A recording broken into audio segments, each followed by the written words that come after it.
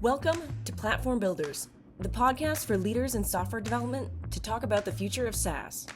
I'm your host, Christine Spang, CEO of Nihilus, and I'm here with my co-host, Isaac Nassimi, our head of product.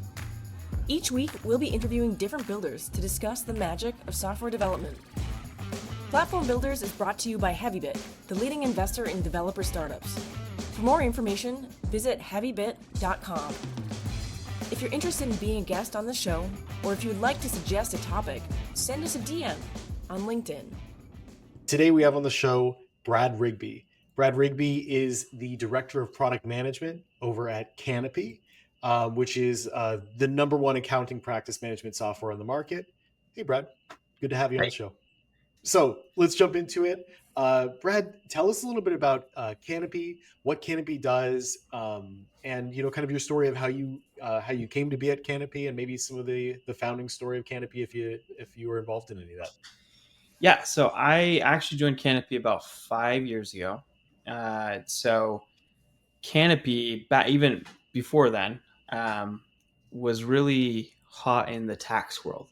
So essentially, think about like tax resolution. So like if you're getting audited or something weird like that, we had a lot of tax resolution products, and we were also building out tax preparation at the time. So it's tax season right now. Someone would be using Canopy for it. We pivoted actually right when I joined. And so now we are practice management, like what you had mentioned before. So think about the easy way to talk about this is practice management really is just a CRM for accountants. It's like, this is my system of record. This is where I go to access all the things to help manage my clients as an accounting firm. And so that has been we pivoted to that vision right when I joined, and we've been doing it ever since. So we've expanded our product offering outside of just tax res. So we do a lot of things that, in non-vertical SaaS, like you think is just like normal, but accounting is a very specific vertical that have very specific ideations around how they do things. So we have things what we call like document management. So very similar to like a DocuSign.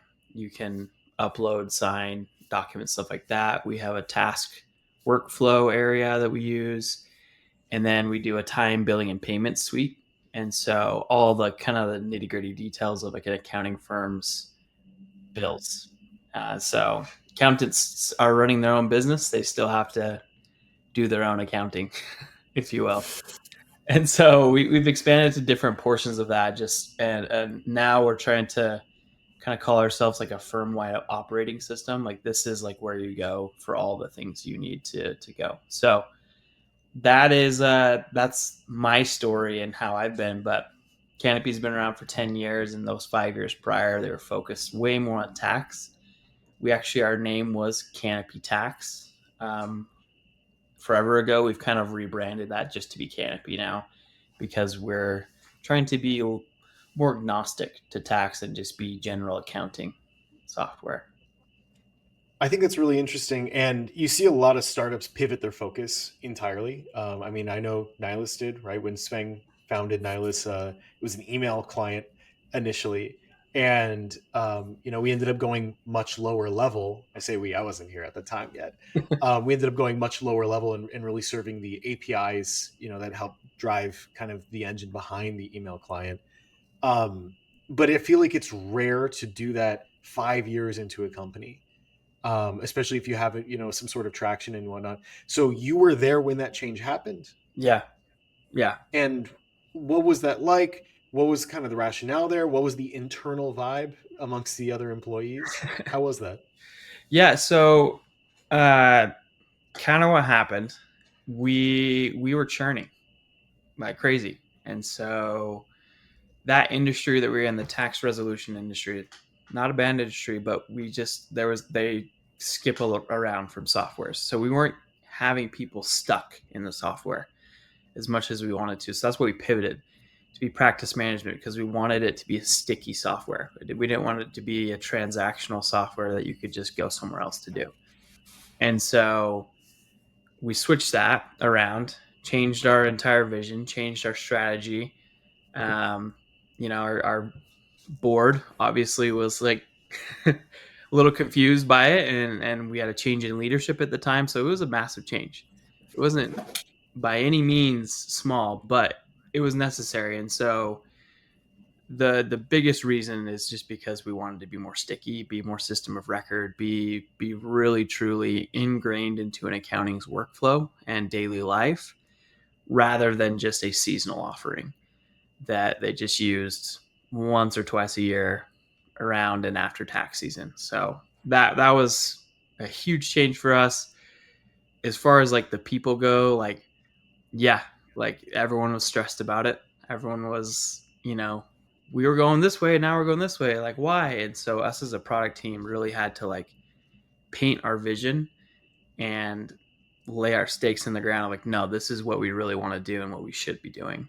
And so I'd like to say it's gone well. Like, obviously, we're not there yet, but we've really turned the ship around and are on a much better trajectory.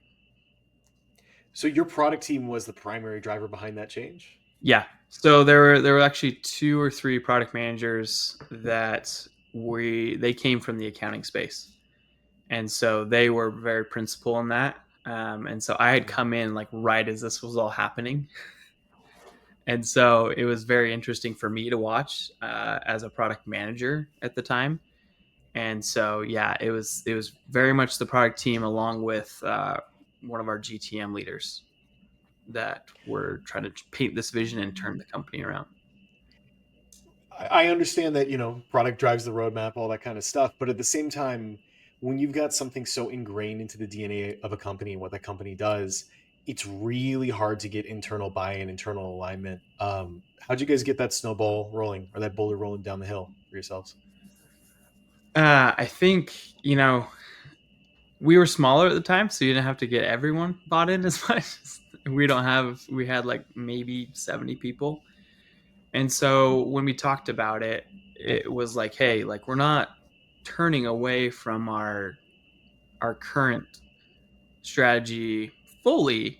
We are just pivoting so that like we can support this area of our app, which everyone like understood, while also going after this other portion of the market we were missing.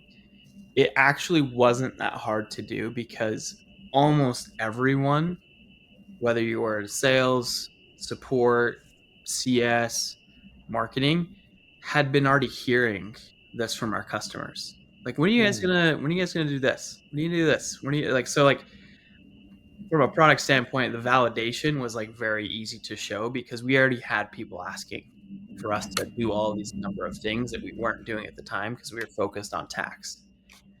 And so, like, yeah, we came up with the strategy, but it was also very validated by a bunch of our users and prospects and industry influencers. And so, when we started to paint that picture to everyone of like, hey, if we start to expand, we start to go in these other realms, like our average deal size is going to go up. Our LTV is going to go up because we're going to have more breadth and depth into the application. And so we're not just getting a tiny portion of the firm, because that's what would happen.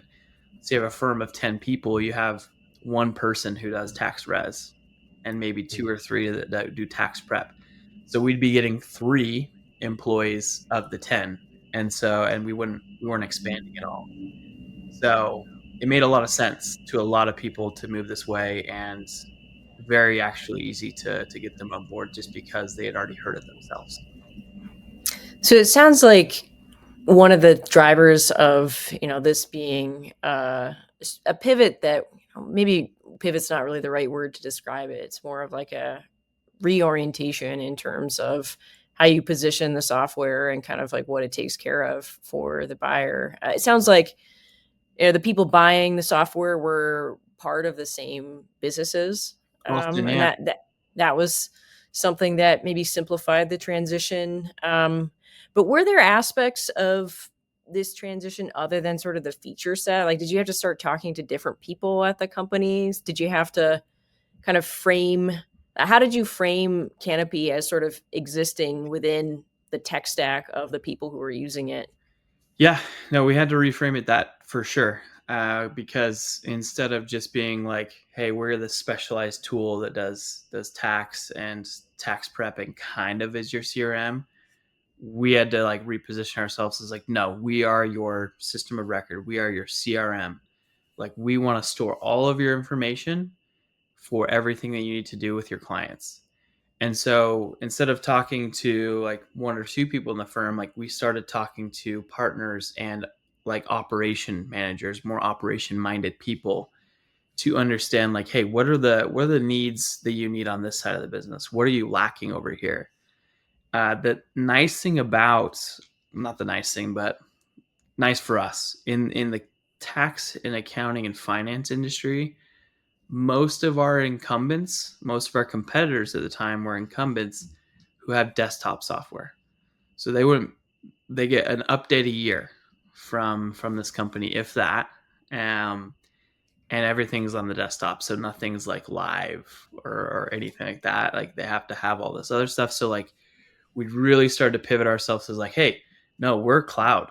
We're the cloud, like purely cloud based. Everything's very secure. Anyone can access it. And then this was at COVID, like right when COVID hit at the time too.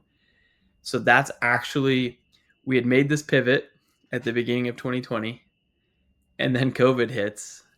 And because we made this pivot and started like saying, hey, we're cloud, we're your system of record, it resonated across the industry because everyone went remote. And now they're trying to figure out, okay, how do I get access to all of my employees who are now working at home when I only had access on site on the server? And so we had a lot of people coming to us because of that. So that framing around cloud and system of record online actually really propelled us even further into a world like we thought was going to take a little bit longer, but it actually ended up happening really fast. So I would say like those are probably the main aspects of how we rebranded, and we also actually did rebrand, like new logo. We dropped the tax off Canopy Tax, just called ourselves Canopy Inc.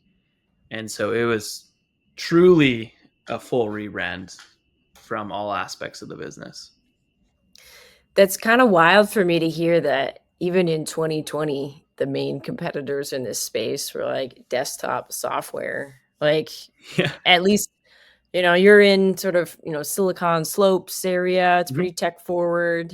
Me and Isaac are in California and kind of embedded in Silicon Valley culture. And it's like, we just like don't think about the fact that there are like some industries that like are not early adopters of technology. And like for us, it's like the cloud, that's like crazy old news. We're like totally over the cloud. We're doing like, AI agents now. Who cares about the cloud? Yeah. And yeah, there's like still these industries out there where moving to just like a cloud-based system that is made specifically for their business is truly game changing. And I think you guys are just like a really good example of this like broader trend in software really right now of I think people are calling it vertical SaaS, where at first the SaaS platforms that came out were the big behemoths that were horizontally made to support everything, things like Salesforce and kind of other players that are kind of in that realm of, they're not really specifically designed for any one business. And then the tools have gotten like way better. People can use APIs in order to really develop things faster. And the net result is that now people are building hyper specialized SaaS applications for like every business under the sun. Like you can buy SaaS software to launch like a brick and mortar pizza shop, and those people actually need software and get a lot of benefits out of SaaS too. And they have specific workflows like you were talking about around Canopy and kind of the way that they structure their businesses, the things that are really important, like what do these people like think about and need to do day to day. And I think it's just like a really cool example of how vertical SaaS has like come and addressed a need that was really always there, and these people just like didn't really have good modern tools that they could use to really make their lives much easier day to day. Yeah, no, I 100% agree because you bring up Salesforce, right? If you were to go to an accounting firm and say, "Hey, like this is all we have," and Salesforce is not cheap at all, so they're like, "Cool, I'm gonna sign 10 users up and pay 20 grand a month." Like, it's not gonna happen for this industry or like smaller companies or like a tire shop or something like that. It's just not like doesn't make sense for them economically, and so you come in with this more vertical view that's like literally built for them, just for them, and is priced accordingly as well to a degree. Like we're not trying to like be cheap or whatever, but it's still cheaper than Salesforce. So yeah, it's a very interesting. I like verticals personally because you can really just dig in so deep and understand them. Whereas like being in general SaaS and horizontal SaaS, like yeah, I feel like prioritization from a product standpoint would be really hard because you're like, oh well, which okay, we'll just build this and hopefully all the industries will be cool with it. Whereas like for me, it's like rather than trying to decide which industry to go to, I know the industry, it's really focused on which features I prioritize rather than where I'm trying to attack industry wise. So That still makes fun. sense. Yeah. Did you know the tax vertical or the accounting vertical before you joined Canopy, or is it something that Not at you all. got to know the users? So my sister lived in the Bay Area and she worked for a tax Hmm. firm, and I worked as an accounting clerk in college, but that was like my only two connections to like the tax and accounting industry. So I had zero knowledge. I before I came to Canopy, I was very much in like the CRM world of like building just a CRM for at the time for salespeople. Um, so I actually came in to Canopy to work on their CRM specifically, and yeah, but I had zero tax and accounting experience really because like job in college, I don't know, you don't know anything Hmm. in college. Yeah. That's cool. Like I think one of the superpowers of just like a good product person is you just develop this generalized skill set of how to ask questions and how to like go and like talk to the actual people and figure out like what are their pain points, and that's something that's generalizable, no matter what domain you're working with. Like you don't have to be an expert in whatever in order to build software for these people. You just have to like show up with a learning mindset and know how to go and talk to people and learn about what can make their lives easier. I'd love to go back for a second to like this comment you made about how Canopy is kind of like becoming the system of record for these accounting firms. Was there something else that they were using before? Or like are you displacing another solution and consolidating it, or was it like notepads and like pens and paper or something? Yes to both. Like it's funny because the amount of times I'd get on a call, still to this day, they pass manila folders around still. Like it's kind of funny, but yeah, no, there's a ton of like point solutions. We call them point solutions in the industry. So if they weren't on like one of the larger incumbents, the desktop software that do have like a full suite of products, they were either on like a portion of that incumbent tool and using like three or four other point solutions. So because we call ourselves the all-in-one, like we consolidate a lot of that. So sometimes these people would be moving from four or five softwares to one, and maybe like another specialized tool that they just don't want to give up, which we get. So we consolidate quite a bit for these firms, which they're a fan of. They don't want to be jumping into multiple places at the same time. So that's really resonated in our industry as well. Is yeah, no, I don't want to be in five or six different solutions. Like no, like I don't want to train my team on that. I don't want to have that like have to like aggregate data from everywhere and start analyzing it in an Excel sheet. Like That's just going to cause more work, more time. And they're used to it, unfortunately. So like when they come to us, and like a lot of the times they're like, wow, like I have saved hours of time not having to do all of this work just to do one job. So that's been what's really helped a ton. The other thing in the accounting industry, which I'll mention, is that there has actually been a huge decrease in new head counts for accountants. Like people aren't going to an accounting as much as they used to. Um, because the lifestyle is harder. Like you think tax season, like these people are putting 80 to 120 hours a weekend. It's not easy. And so like one of our like core also beliefs is like, how do we improve the lives of these people?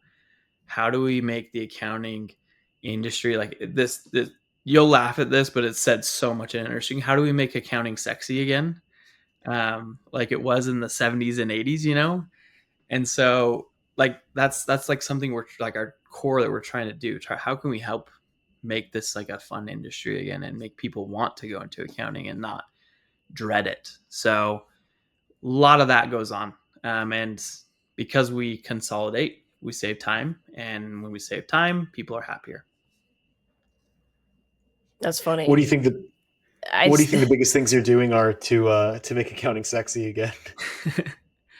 um, we're definitely not using like new age slang terms, just to be clear.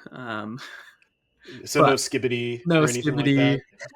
No, Okay. we're not saying slay constantly. Like no, but I mean, we are infusing AI heavily into our application. Yeah, there's just no way around it today in 2025. Like if you're not utilizing AI in some way, like you're behind as a company, hands down. And so we are heavily investing in AI and trying to infuse like all of our tools with AI just to one, speed them up, two, make them smarter, and three, like help suggest how an accounting firm can run smoother themselves. So that is like probably the biggest thing that we're doing this year is heavily investing in that. That's awesome, but my question on that is these AI focused features look very different to everyone, right? Um, I've seen some pretty poor implementations or things that are like a little bit too forward facing, or things that are just so subtle that you can only even realize it's being done by AI if you really think about it and drill down into like, wait, how the heck are they doing this? Um, what's the framework you use to approach this with, and also how do you make sure to meet your audience and your users at their level of technical acumen? Because I know anytime you're dealing in a space that's not extremely tech philic, sometimes it's hard to get people to use new features. Yeah, I agree with that. And I think, I introduced a generative, in fact, somewhat using Nihilist to a degree. I introduced a generative AI feature to our tool 2 years ago. That was like the first thing that we pushed out. I don't know if it had like, I don't think it had like amazing adoption because people were scared.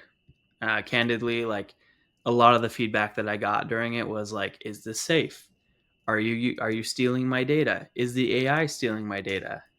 So yeah, there's a lot of hesitation. I think that has changed quite a bit in the last 2 years. Like I think people are a lot more comfortable with AI. But going back to what you said, like, is there utility there? Is it just gimmicky? Do they know it's AI?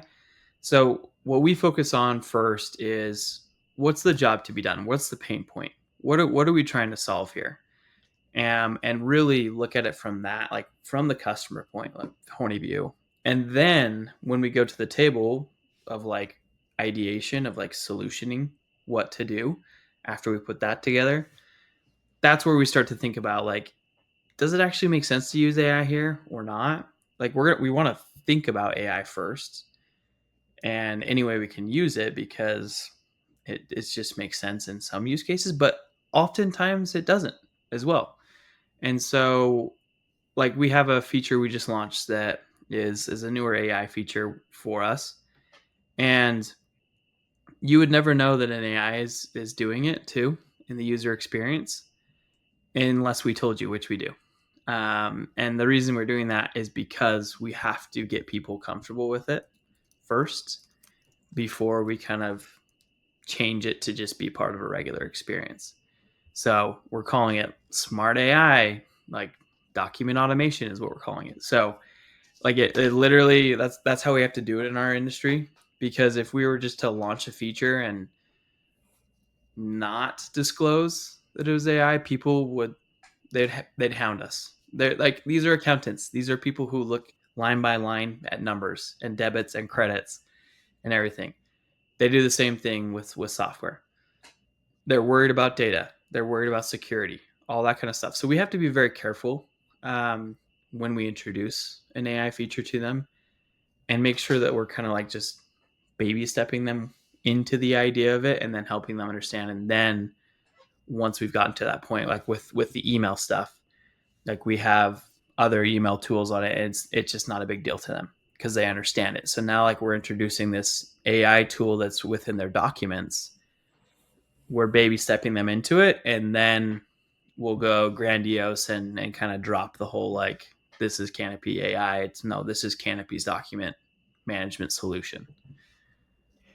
Without getting like too low level, I'm actually curious to hear about the feature. If it's something that people wouldn't guess would be AI driven unless you tell them, that's actually pretty interesting to me. Yeah, no, like I mean, they might think it, but they're not, just because they're so OCR is like what has been the Mhm. document reader solution for ages, right? And that in and of itself is essentially machine learning to a degree, right? So that's all we're doing, but we're utilizing like these AI companies to just categorize documents and then rename them for people, which people in our industry still get a stack of papers and they scan them and they go through every single one. They split out the document, they rename it, and then put it together as part of like their work papers. So what we're doing is exactly that. We're literally doing what they pay someone $20 an hour part time for like tax season to do. We're scanning their document, we're telling them what's in the document, we're renaming it for them, and helping them understand like what the makeup of all the documents are. So it's as if a person is doing the job for them. Um, Half of our users think it's OCR, which like sure it is, but it's through AI. And so because they're used to OCR, they're used to like that, they're used to like having human review it too. So it's a similar technology, but AI is like so much more accurate and so much faster than OCR technologies are. So that's why I'd say it's like might be able to tell, might not, unless we tell them, and we do tell them. I think it's awesome because OCR, if I recall, predates computers, right? It's from like the 1920s originally, like for um, taking documents and turning them into like telegraph, uh, which is crazy to even think about. Yeah. And we definitely got some big upgrades for that in the internet world and whatnot. Mhm. But at the same time, it's still just converting the document into text, or it has been. And this is just one of those things that like we've just gotten this huge unblocker and this huge burst of potential, and you don't see it implemented everywhere, right? No. The document understanding instead of document reading, super cool to see that ball being pushed forward, especially in some place like accounting, where man, there's just so much manual stuff going on every day. That's Yeah. cool. It's funny because we look at other industries, for instance, the law industry, very similar as far as like jobs to be done. Like obviously they do things differently, but at the end of the day, they have clients. They gather documentation from these clients. They provide services for these clients. They do the job. They get paid. Heavily around documents, heavy around like the services and the accounting of that. The law industry, I would say, is probably like 5 to 10 years ahead of the accounting industry. So they actually Wow. have a bunch of solutions because we've looked at like diversifying and looking at, oh, maybe we should look at the law industry as well. But they have a bunch of tools in there, and so they actually introduced this AI documentation tool like 2 years ago, and it's killed it for them. There's a few companies here in Utah, and we've talked to them about it. Like, hey, how's your automation tool with AI? And they're like, it is the best thing we've done since we've started our company. And so we're like, okay, cool. Like, we're gonna do it. So yeah, it's kind of interesting to see these industries tangent of us, but a little bit ahead of us, have so much success and need for it, and it's starting to take hold into our industry as well now. Why do you think the law industry would be so far ahead technologically? I actually, I don't know, because depending on where they're at in law, like I think from like if you're like a business lawyer in business law, like it makes total sense. Like you're dealing with SaaS companies, like it's a no brainer.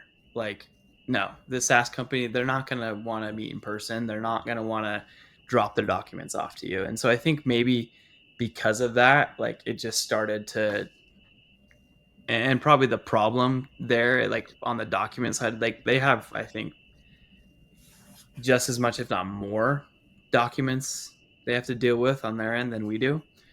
And so I think it just was ripe for change at the time. And I think on the accounting industry side, like they had tools, and so people were okay with the status quo for a little bit longer. But then you started getting, there's this trend in the accounting industry where they started hiring operational minded people that had zero accounting experience, just came in to like revamp the operations. And so you had these people starting to introduce technology more and more into these firms. And so I think it just kind of came to fruition after that, where I think the law industry just made sense just from like who their clientele was. And so the recommendation, the pain points were more prevalent then, whereas on the accounting side it wasn't. I'm curious about this sort of like platformization thing. Like for Canopy, do you think that the things that are going to produce the most value and the most growth for Canopy is going to be going wider and sort of bringing in sort of more functionality into Canopy, or is it more going deep, like adding more AI, making the stuff that you already have today more in depth, and continue to add depth to like the set of tools that you brought together already? Yeah, we've had a lot of discussions about that. I think, we've gotten to the point where, you know, we need to go, we've gone wide for a while. We've gone really wide and taken some projects that really expanded us into other places that we never thought that we would. We feel now comfortable for the next like year or two just providing depth, truly because we need it. You there We're starting to also like really get into some bigger firms that are a lot more sophisticated and have different needs, and so trying to address those without, like, we don't need to go build XYZ extra, because it's like, no, we have our tools good enough, like, but we need like, ABC for this feature now because it's necessary, and they already have a tool that they're using that they would like to get rid of because it doesn't have the breadth that we have, but it's really good at this one thing. And so I think you get to a point in SaaS from a platform standpoint where it's like it makes sense to kind of take pause on the platform play of like widening that and just go deeper for a few years. And it just makes things so much easier to bring people on because they're looking for one or two features. They're like, okay, cool, you have 90 features, but you don't have these three features in this one area, and they won't move to us if that's the case. Um, and so that's what we're trying to do right now is go a lot deeper, and that's where we see AI really helping out. Is like how can we make this tool ingrained into their life and not just something that's like, I'm going to use this every day, to like, no, I can't live without this tool. And so that's what we're trying to do right now. I think you talked about before about how you guys can replace like 5 tools internally at a lot of firms and whatnot.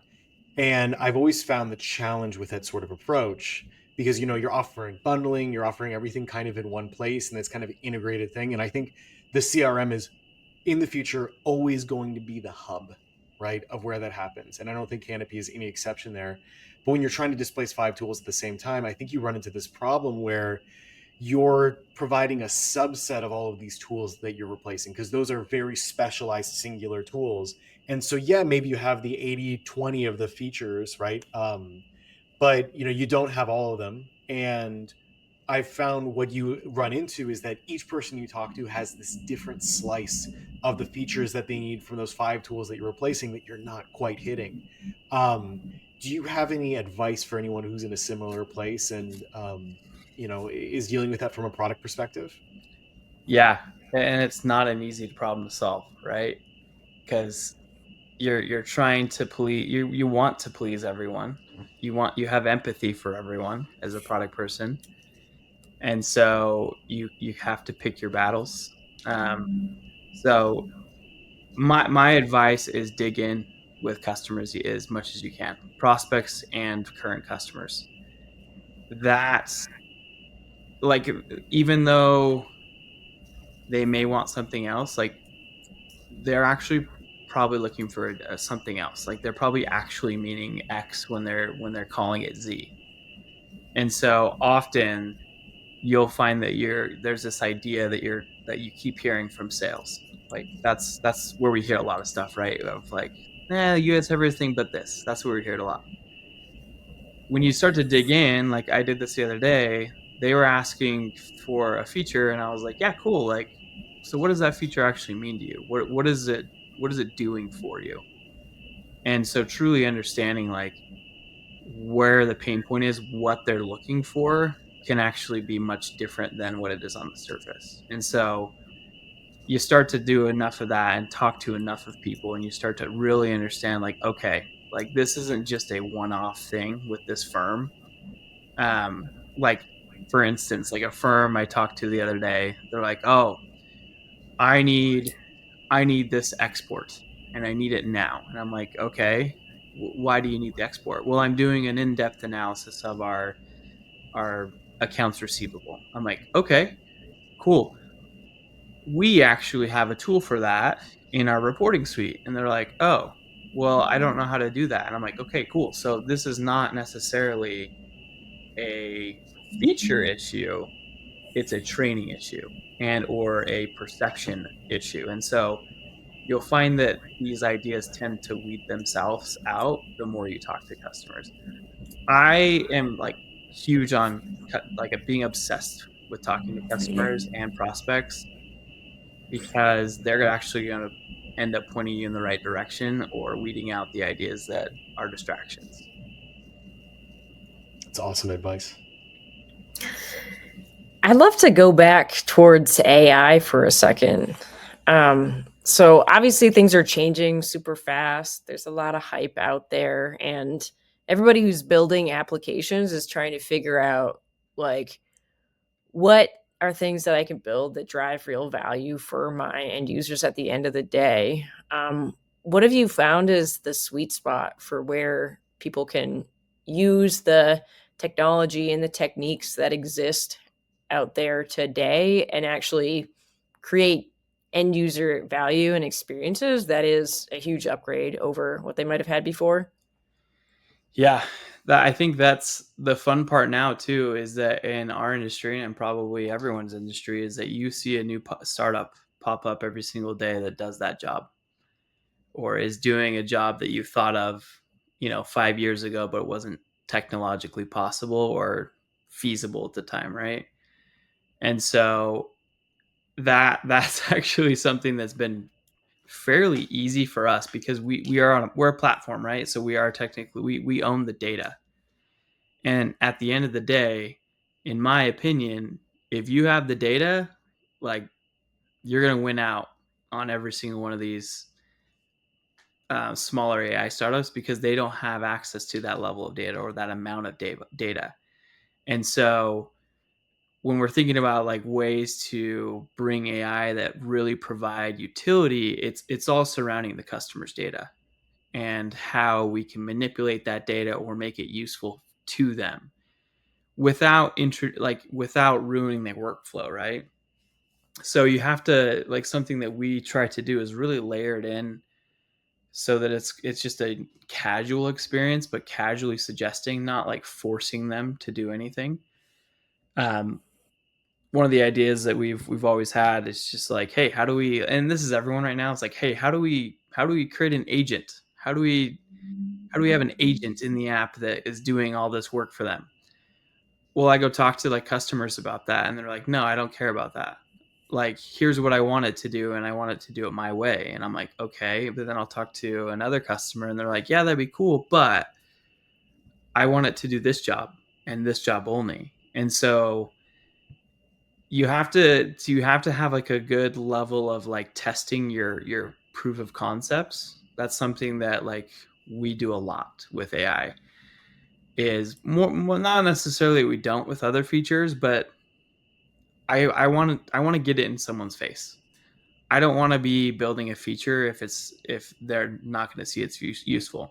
So like the document automation tool, when we first introduced it, it was essentially just a thing that classified documents. So it said, this is a W-2 from 2019 from the IRS or whatever, something like that.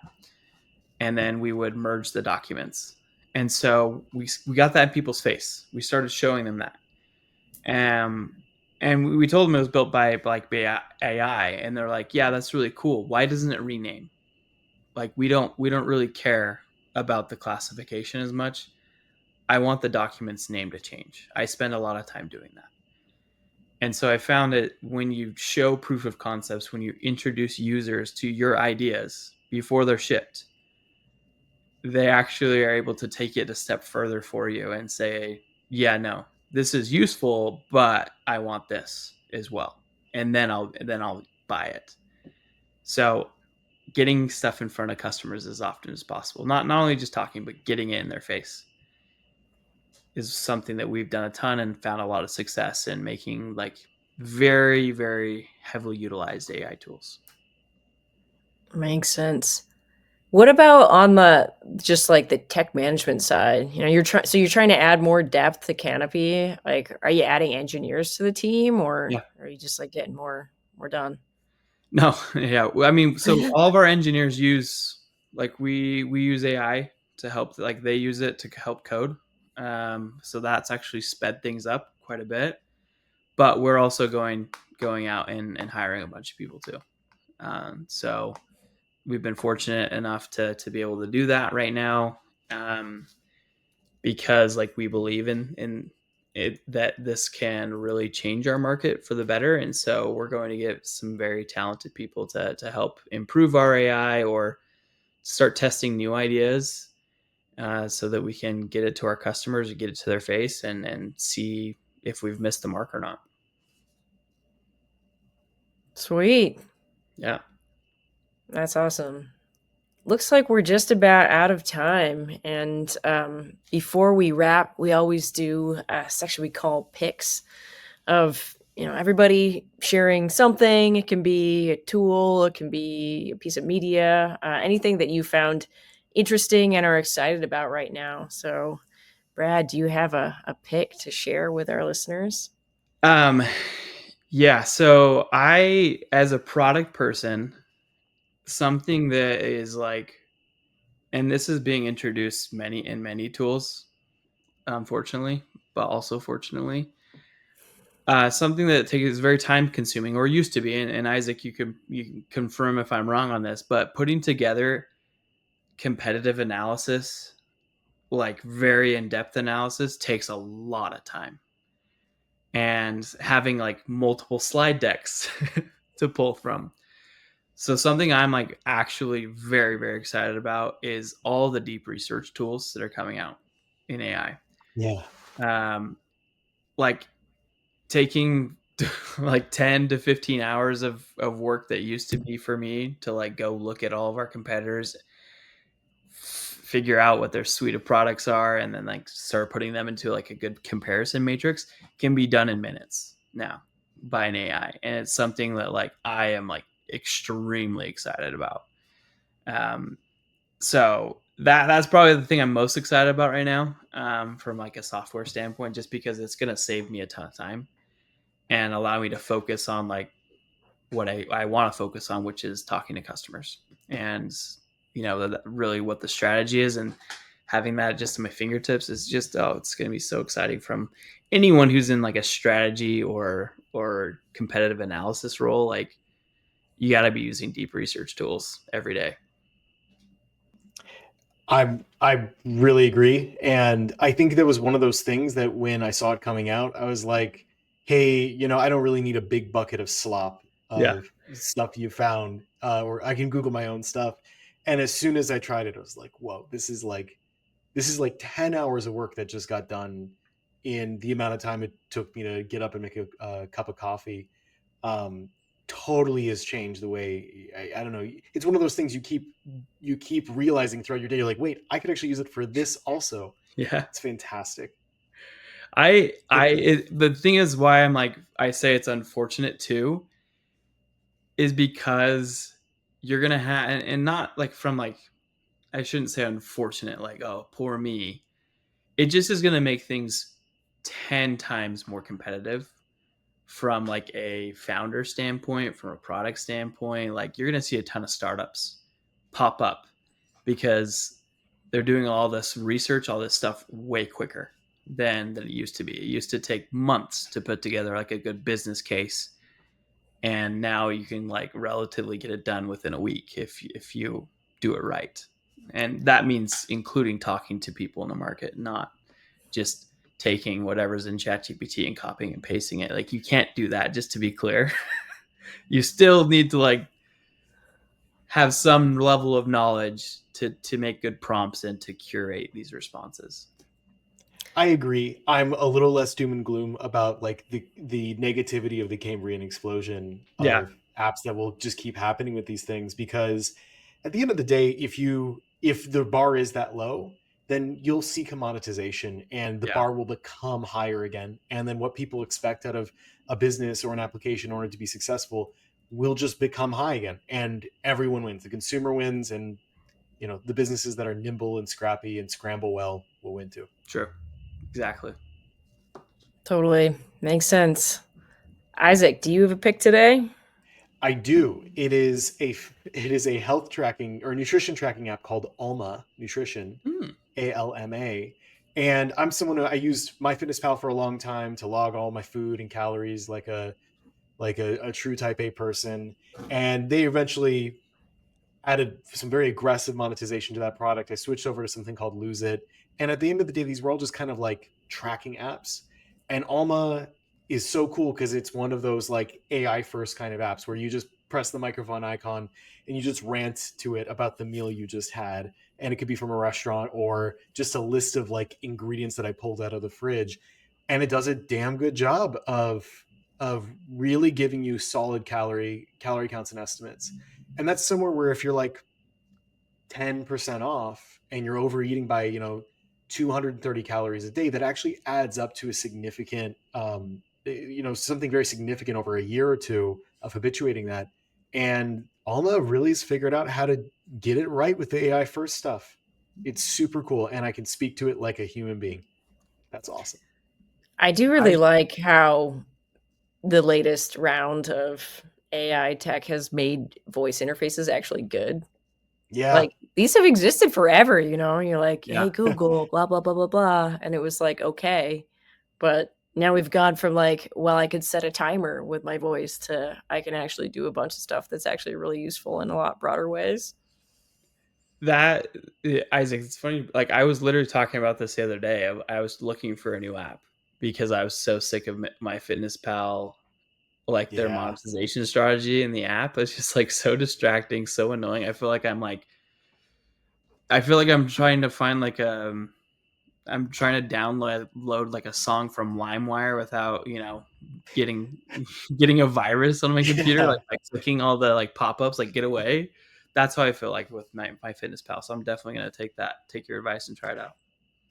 Yeah, and the one last thing I got to say from a product perspective that they do really well is they have a lot of functionality that, again, it's just all access through a microphone, and you can kind of feel that they have this like pipeline of like classifying what you're doing. Are you asking a question about food you ate earlier? Are you trying to delete something? Are you trying to add something? And then delving more off of that.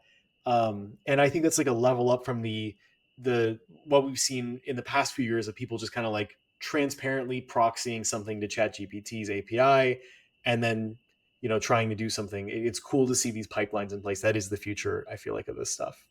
Yeah. Cool. So Spang, what about you? To round things out, I feel like I have a trend of bringing an object. My pick for today is the Zusa Transit Pack. It's pretty small. It's like 20 liters. And the best thing about it is it has this like sleeve on the back that you can put it on your carry-on. If you have like one of those roller boards. And then the best thing about it is that you can then walk through the airport with nothing on your back and you feel awesome. And you arrive your business trip, speaking at a conference, whatever, and you're like, oh, I don't feel like I've done any work at all. I used to be really masochistic and I would travel with everything in like a duffel bag that I just carried on my back, and switching to a roller suitcase and a little backpack that goes on top, it's just been life-changing for me. If you are making any backpack makers out there, if you don't have that strap that allows you to set it on top of your like The roller sleeve. bag, it's just, I'm out. Like I used to have like a different travel-oriented backpack, and it didn't have that. And now I will never go back. Me neither. I don't have that company, but I have a similar one, and it has the sleeve, and it's made travel for business like way better. I'll never buy another car that doesn't drive for me, and I'll never buy another travel backpack that doesn't go on top of my rollerboard. I love it. Cool. Well, that brings us to the end of our episode today. Thank you so much, Brad, for joining us and sharing so many great stories and insights from your time at Canopy. And great to see everybody until next time. Yeah. Thank you, Will. Thanks, Brad. Yes. That's it for this episode of Platform Builders. Thanks for listening. If you enjoyed the conversation, please be sure to subscribe, leave a review, and share it with someone who'd find it valuable. Platform Builders is brought to you by Nihilus, the industry standard for building communication features in SaaS. With just one API, you can integrate with Gmail, Microsoft, IMAP, and 250 other mail and calendar providers in minutes. Plus, Nihilus now offers a meeting note-taker API to help you capture external meetings, transcriptions, and summaries directly within your product. If you're building a platform and you want to offer the best in-class communications features, check us out at nihilus.com. We'll be back soon with another great conversation. Until then, keep building.